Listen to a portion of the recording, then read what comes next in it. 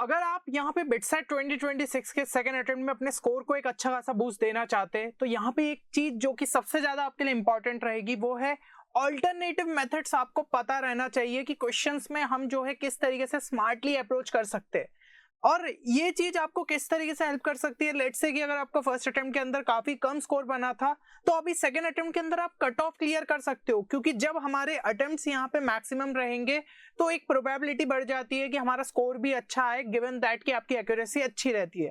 और जिनका भी फर्स्ट अटेम्प्ट में मतलब बेयरली यहाँ पे कट ऑफ क्रॉस हुआ था, 220 230 के आसपास था, वो अब यहाँ पे 300 प्लस मार्क्स तक की जो है जंप दिखा सकते हैं। क्योंकि ये चीज अगेन वही चीज मैं आपको बता रहा हूँ ना कि जैसे आपके यहाँ पे अटेम्प्ट्स बढ़ जाते हैं, कॉन्फिडेंस बढ़ जाता है और आप एक जो है बेटर स्कोर तक पहुंचते हो। हर क्वेश्चन में शॉर्ट ट्रिक नहीं अप्लाई होती, लेकिन लेट्स से आपके 7-8 क्वेश्चन में हो गया या फिर उससे थोड़े ज्यादा क्वेश्चन में हो गया तो जो टाइम सेव होता है ना वो दूसरे क्वेश्चंस में आपको काफी ज्यादा हेल्प कर सकता है।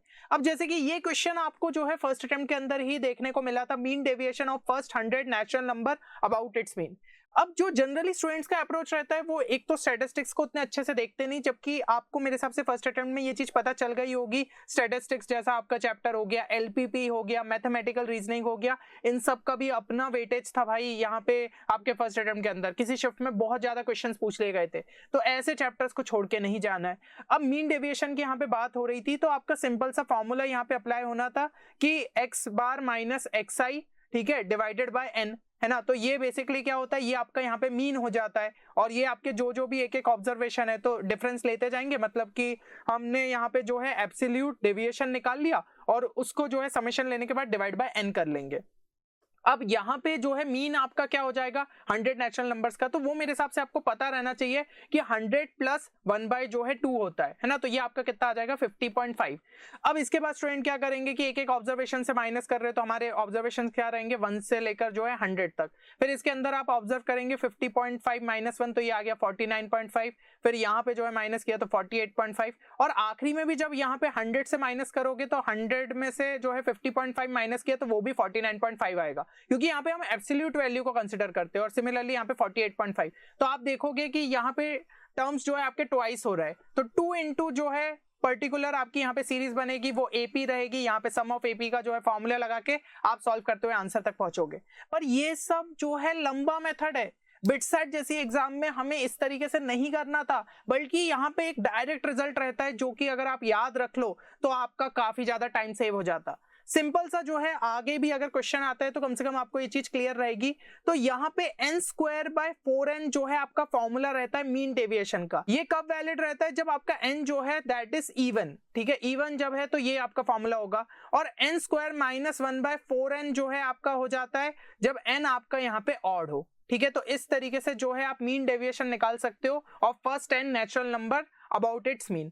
तो यहाँ पे जैसे कि हमें 100 देके रखा है n, तो बेसिकली ये कट के तो क्या बन जाएगा n/4। मैंने जानबूझ के इस फॉर्म में लिखा है ताकि आप इन दोनों को जो है एक तरीके से याद रख पाओ, क्योंकि बस यहाँ पे -1 का ही फर्क है। तो n/4 यानी कि 100/4 कितना हो जाता है 25। बिना कुछ सॉल्व किए डायरेक्ट आंसर निकाल लेते। और ऐसे कई सारे इंपॉर्टेंट रिजल्ट्स रहते हैं जो कि आपको यहाँ पे याद रखना बहुत ज्यादा इंपॉर्टेंट है। बिटसेट में आपका काफी ज्यादा टाइम सेव हो सकता है।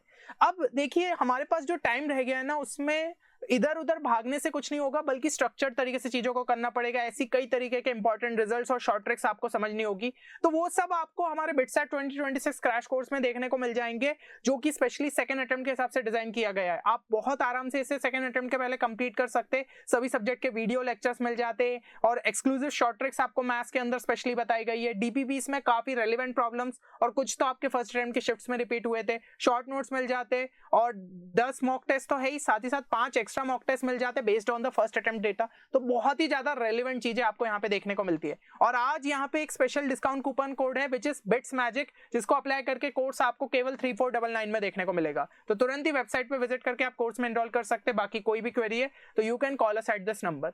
अब अगर हम जो है यहाँ पे अगला क्वेश्चन देखें तो इनवर्स ऑफ द फंक्शन आपको जो है पूछा गया था। अब इनवर्स का तरीका तो मेरे हिसाब से आप जानते होंगे, y = यहाँ पे log बेस है x + √(x² + 1) है। तो हम क्या करते हैं, तो यहाँ पे हम क्या करते हैं ऑपरेशन जो है इधर पे बनाते जाते हैं और x = टर्म्स में जो है यहाँ पे इक्वेशन बना लेते हैं, है ना। इस तरीके से जो है जनरली हमें सॉल्व करने का तरीका रहता है ताकि हम इनवर्स निकालें और फिर y और x को जो है हम यहाँ पे इंटरचेंज कर देते।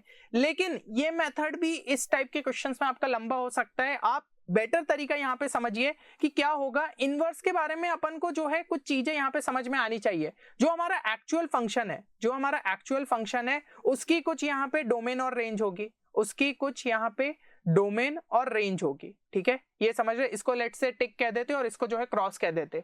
तो जो आपका इनवर्स यहाँ पे निकलता है ना, बेसिकली जो फंक्शन की यहाँ पे रेंज थी वो उसके लिए यहाँ पे डोमेन हो जाएगी, और जो फंक्शन की डोमेन थी वो उसके लिए रेंज हो जाएगी। ये इस तरीके से इंटरचेंज होता है। यही कॉन्सेप्ट को आप यहाँ पे अप्लाई कर सकते थे। कोई भी एक वैल्यू यहाँ पे डाल के देखी, जैसे कि मैंने अगर जो है x की जगह 0 डाला तो वो कितना हो जाएगा, 0 plus root over of 0 square plus 1, यानी कि यहाँ पे लॉग के अंदर आ जाएगा 1 विच इज इक्वल टू 0। तो आप देख रहे हो x इज इक्वल टू 0 पे जो है मुझे क्या मिल रहा है, y इज इक्वल टू 0 मिल रहा है।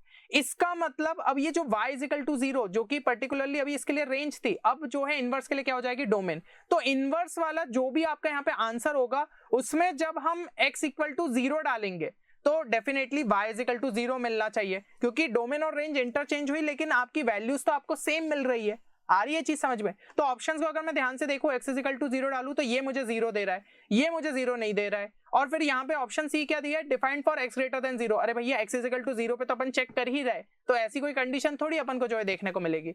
तो सीधा सा आंसर ऑप्शन ए हो जाएगा, क्योंकि जनरली इस टाइप के केसेस में नन ऑफ दिस आंसर नहीं रहता। तो भाई ये शॉर्टकट तरीका है जिससे आपकी काफी स्टेप्स जो है सेव हो सकती है। आगे भी अगर इनवर्स टाइप के क्वेश्चन आप प्रैक्टिस कर रहे हो तो एक बार जो है जरूर से अप्लाई करके देखना।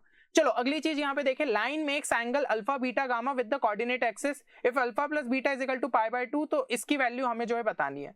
अब एक लाइन है जो कि यहाँ पे कोऑर्डिनेट एक्सिस के साथ ये एंगल बना रही है और अल्फा बीटा जो है पाई बाय 2 आपको देके रखा है। तो देखो भाई, आपको क्वेश्चन जो है 3D में देके रखा है, हम इस क्वेश्चन को जो है 2D में ले जा सकते हैं। क्यों ले जा सकते हैं, क्योंकि अल्फा और बीटा के बीच में पाई बाय 2 वाला रिलेशन दिया है। तो लेट्स से कि मैं अल्फा को जो है यहाँ पे क्या ले लूं, अपना 45 डिग्री ले लूं, बीटा को जो है यहाँ पे 45 डिग्री ले लूं, और गामा को जो है मैं यहाँ पे क्या ले लेता हूँ, गामा को मैं 90 डिग्री ले लेता हूँ। कैसे, यहाँ पे हम जो है हमारा एक्स वाई जेड इस तरीके से एक्सेस रहेगी, ठीक है। तो हम क्या कर रहे हैं, बेसिकली यहाँ पे एक्स वाई पे एक ऐसी कोई भी जो है लाइन ले रहे हैं। तो अब ये एक्स वाई अगर प्लेन में अंदर जो है लाई कर रही है तो वो डेफिनेटली जेड एक्सेस के साथ क्या एंगल बना रही होगी, 90 डिग्री। हो गई ये चीज क्लियर। तो भाई अपन को ये जो लाइन लेनी है ये 2D XY प्लेन में ही अज्यूम करो ना, चीजें हमारे लिए आसान हो जाएगी। तो ऑब्वियसली गामा क्या हो जाएगा यहाँ पे 90 डिग्री, और अल्फा और बीटा को भी मैंने अपने जो है कन्वीनियंस के हिसाब से इजीली 45 डिग्री मान लो, चीजें हमारे लिए उससे आसान रहेगी। और 45 प्लस 45 तो पाई बाय 2 के इक्वल आ ही रहा है, समझ रहे हो। तो भाई ये 3D से 2D में क्वेश्चन हो गया। और cos अल्फा की जगह अगर मैं देखूं तो cos 45 1/√2 आ गया, फिर cos 45 ये भी 1/√2 आ गया, और cos 90 अपना 0 हो गया। तो 1/√2 प्लस 1/√2 2/√2 यानी कि √2 का स्क्वायर कितना हो गया 2। अब ऑप्शंस में एक बार चेक कर लो, तो अल्फा इज इक्वल टू 45 यहाँ पे डालू तो ये कितना हो जाएगा, तो 1 दे देगा। अल्फा इज इक्वल टू यहाँ पे 45 डालू तो ये 1 + 1 यहाँ पे 2 दे रहा है। अल्फा यहाँ पे 45 डालू तो ये भी 0 दे रहा है। तो भाई ये भी आंसर नहीं हो सकता। सो ऑप्शन सी जो है that will be the right answer. समझ लो, इस तरीके से भाई क्वेश्चन आप आसानी से सॉल्व कर सकते थे। अगला यहाँ पे nth roots of unity are in, ये पूछा गया है। अब देखो भाई, nth रूट्स ऑफ यूनिटी के बारे में अगर नहीं उतना ज्यादा पता है, क्यूब रूट्स ऑफ यूनिटी तो ज्यादातर स्टूडेंट्स जानते हैं। तो भाई अगर ये जो कॉन्सेप्ट आपको यहाँ पे लग रहा होगा, सेम यहाँ पे भी अप्लाई होना चाहिए, क्योंकि है तो ये इसी का पार्ट। जब हम n इज इक्वल टू यहाँ पे 3 लेते हैं तभी तो ये जो है चीज हमें मिलती है। तो क्यूब रूट्स ऑफ यूनिटी हमारे होते हैं 1 ओमेगा और ओमेगा स्क्वायर। क्लियरली दिख रहा है ओमेगा का जो है अपना क्या है यहाँ पे common ratio. So answer should be option B. इस तरीके से यार आप इसको इजीली सॉल्व कर सकते थे। तो कुछ ऐसी चीजें रहती है, हमें रिलेट करना रहता है, चीजें अपने लिए आसान बनाना रहता है, तब जाके जो है हम एक अच्छे स्कोर तक यहाँ पे पहुंच सकते हैं। अब अगर आप और भी चाहते हैं, क्योंकि ये वीडियोस में आपको बेसिकली प्रैक्टिस ही ज्यादा से ज्यादा करनी पड़ेगी, चीजों को समझना पड़ेगा, तब जाके आप एक बेटर स्कोर तक पहुंच सकते हैं। तो नेक्स्ट पार्ट के लिए टारगेट लाइक्स लेते हो चल रहे 300+ लाइक्स। होपफुली ये वीडियो आप सभी के लिए हेल्पफुल रहेगा। मिलते हैं नेक्स्ट वीडियो में, तब तक के लिए take care and good bye.